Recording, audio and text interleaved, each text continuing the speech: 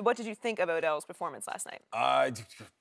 What do you mean? I mean, I thought he looked pretty good for coming back off of that injury. I mean, that's how it goes. When we've had injuries, you've had the injuries. When you get back out there, your first game back is always okay. How's it going to go? How's it going to be? But I'm more concerned about that offense, about that left tackle, Flowers. I'm sure you guys have discussed it already. You mean Cactus? Whatever it is. He can't. He's struggling over. He's been inconsistent, but that affects Eli Manning, and which affects Odell Beckham, which affects Brandon Marshall. I mean, which affects Evan Ingram. Eli Manning needs a play-action pass. I mean, it's such a concert out there. And so when people are expecting Odell Beckham to come back and put up 150 yards, first of all, he's coming off that injury. It's not going to happen right away. Second of all, he better have time so he can go out there and be that Odell Beckham that we're accustomed to seeing. And I have no doubt they're going to get this figured out. I think for sure, though, if I'm them right now, and Adrian Peterson doesn't have that many carries this weekend again, and he keeps chirping that he wants out of there, get a trade. Go get a running back. Because if you get that play-action pass going with that offense, I think they can go out there and turn this season around. I mean, he looked like I thought he would look, considering he missed the last preseason game.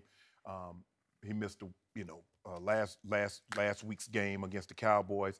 And so with lower leg injuries, it's rough because you really don't know what to expect. You don't know how well am I going to feel. I don't know if he took a pain-killing injection or not. I don't know how serious he is about getting out there. Me, I wanted to go out there and feel like I could be myself, because what people don't understand is that when they see 13 and they see Beckham Jr. on the back, they think he's 100% healthy.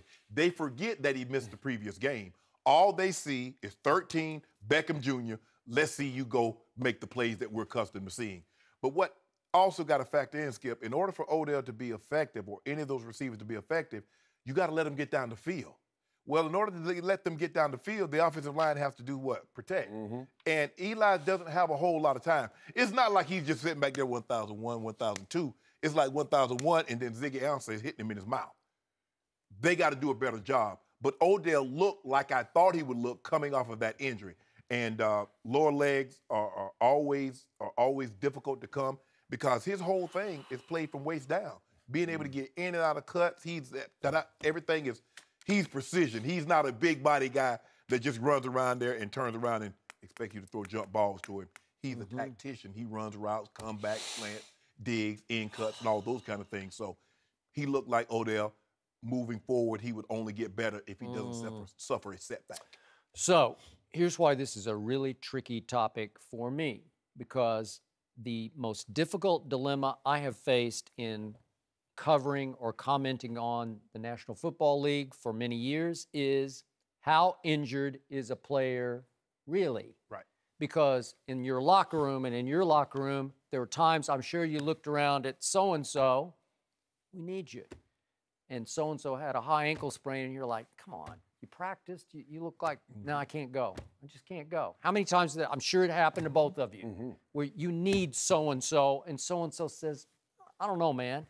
So how hurt is he? Because this is crazy, but I always wish there was some machine that we could all put our hand in and they'd put their hand in it, and you could feel for 30 seconds what they're feeling in their high ankle. And you'd say, come on, you could play with that. Or, there's no way you could even walk on that. I can't believe you even tried to practice on that. Well, we don't have a machine, and we don't know, and everybody has a different pain threshold. That is correct. And Odell's got all kinds of dilemmas going on with him, because he wants to be not just the highest paid receiver, he wants to be the highest paid player beyond every quarterback in the National Football League.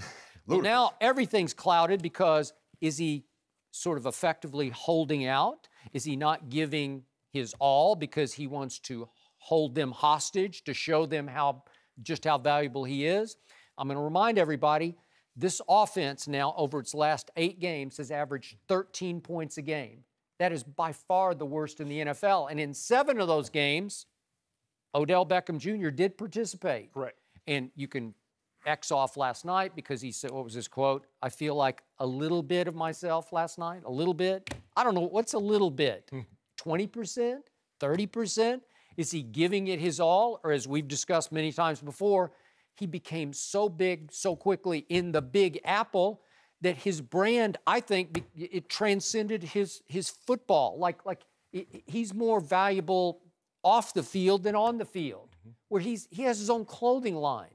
He's, he tours Europe with Drake. He's a big deal. Wherever he goes, he just lights it up. If he's courtside in the NBA Finals, the camera's going to Odell, right? And so, I'm waiting last night. I thought maybe he could make one play for this team that would sort of jumpstart it, get the crowd back into the game.